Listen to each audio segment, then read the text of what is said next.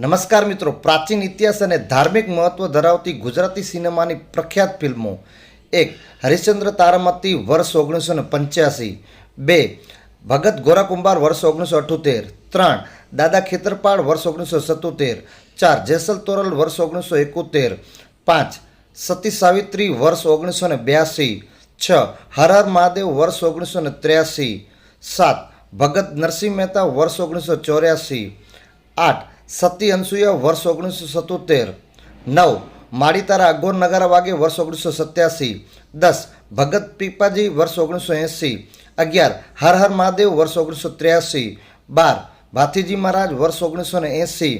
13. મહાસતી મદાલસા વર્ષ 1984.